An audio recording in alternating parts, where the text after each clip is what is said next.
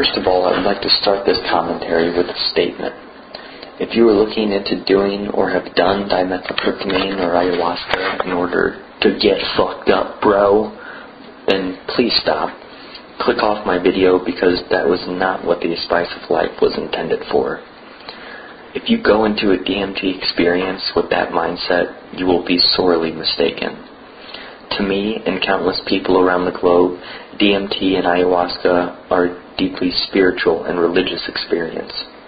Shamans use the vine of the soul to speak to their gods and gain advice from deceased loved ones. DMT is 1,000,000 times more of an internal experience as an external experience. If you're just trying to get fucked up, DMT is not the substance you are searching for. Your egotistical minutiae will be squashed like a bug in hyperspace. They are not as forgiving as I. Their words are more foreboding. Now, on with the show. We must go. What a DMT trip is like when you break through. Part 1. Hallucinogens are the most intriguing substances in the known universe, in my opinion. Whether it's mushrooms, LSD, or dimethyltryptamine, they all help your brain vibrate at a different frequency than it is used to doing. One thing I have noticed after taking many high and low doses of psilocybin is that it allows you to see what I have dubbed the space between the space. This is especially evident when you go outside at night and look at the stars. For me at least, I quickly see all the light from the stars diffract into a glorious kaleidoscopic image of blue, red, and green, the primary colors of light. The more you focus on the ever-changing sacred geometric patterns of the stars put out, the more you realize this pattern's existence everywhere you look. It reminds me of a biodome of sorts, but with perfect geometry and shapes and vibrant colors that are inexplicable. I've attempted to draw some of these shapes, but my poor artistic abilities hinder that process. Alex Gray is an artist to check out if you want to see a somewhat visual representation of what I've dubbed the space between the space. It is my opinion, for which I have no scientific evidence. I'm going only by my own experiences and others' anecdotal evidence. Mushrooms help change the vibrating frequency of your brain to allow you to see the space between the space. But you're unable to fully experience the true bliss of this normally unseen world that exists within and next to our seen world.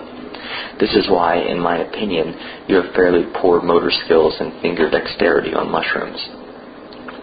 Whereas DMT is the neurotransmitter that vibrates not just your brain, but your entire body. All 7 chakra points, which I didn't believe in until my first DMT breakthrough experience, at a resonant frequency powerful enough to briefly allow you to flip over, quote-unquote, and not just see, but experience the unseen world, dimension, hyperspace that exists in everyone and everything around you. Now, explaining a DMT trip is the most difficult thing I've ever experienced to describe, especially to someone who has not experienced this quote-unquote flipping over. The words used to describe a DMT trip do not do the experience justice, in my opinion. In a sense, words and explanation shits on the experience and is more comical than enlightening, but I blame this on our diction, not the hallucinogen. I've only smoked DMT, so that is what I will describe to you. After the second hit of the DMT pipe, the room will start to fractalize and look like a glossy, see-through kaleidoscope. The entire room breaks up into perfect symmetry. For me, I saw columns of pale yellow with blue calligraphy writing transposed over the entire room. At the time, I didn't recognize the characters. However, they did seem familiar and look similar to writings I've seen from past civilizations. It wouldn't be until much later I stumbled upon some old ancient Hebrew and Sanskrit texts, and even some Buddhist texts, and some of those alphabets I've seen in hyperspace. After the room fragments, you need to take one last big hit. If you haven't felt this already, with your final hit, you'll feel an unmistakable buzz in the back of your head, and it quickly rushes through every fiber of your being to encompass your entire body. This may freak some out, but for me it was the most natural feeling my body has ever had. It felt like my entire body was humming like a machine. I think there is more to us humans than we are led to believe, or perhaps that we claim to know. After the buzzing encompasses your whole body, close your eyes. The visuals are like nothing else you've ever seen, unless you've taken high doses of psilocybin or LSD. The best ways I can describe it is that it looks like a bunch of very vibrant and colorful colors that really don't exist in that richness terrestrially. Colorful metallic shields with symbols or characters inscribed or embossed on them, spinning and interlocking in an ever-changing web. Some describe this as going through a tunnel, but I'm always too enamored by the colors and shapes to even realize my soul is moving. To me, it's more as if my soul is stationary and the beautiful shields move past me. Now here's where it really gets interesting.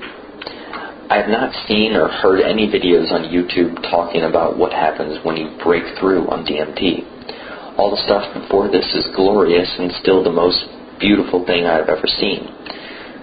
But at the end of the tunnel lies the opportunity to break on through to the other side and interact with light beings, for lack of a better term. Sometimes they ignore you, but most of the time they try to teach you or make sure that you are not overwhelmed by this experience. It is nearly impossible to not be overwhelmed by all that you are experiencing. But oftentimes, these light beings do offer a calming presence as well. Be wary though. In my opinion, good and evil still exist in this realm. We are all just reflections of our light bodies, and this is the world of light bodies. Do not be mistaken. This is not heaven. This is merely the next phase of existence. It's an awesome existence, but there are still choices to be made. There are still good and bad decisions, and your decisions still have a karmatic consequence. The game doesn't end when you leave this terrestrial plane. It just gets more intriguing. Check out some of my other videos where I get as in-depth as I can about what I experienced on my many, many DMT trips and where I experienced them and how my interactions with the light beings are some of my most profound memories. Be aware that after you come out of a DMT trip, the experience is very fleeting. You forget and remember it like a dream.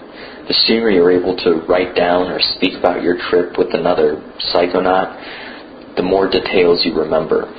There will be auditory experiences and obviously visual experiences, but what struck me most is that feelings exist too, perhaps in a more pristine form. These feelings seem to emanate from chakra points. Again, this is just my interpretation of what my soul experienced in hyperspace. Some of the language cheapens the experience, in my opinion, but I hope that doesn't scare you away from the most fun and glorious experience this world has yet to offer. Enjoy, but most importantly, know that you're getting into and make every effort to not be overwhelmed by its beauty. It sounds easy, but it never is. Until next time, Samud Bada.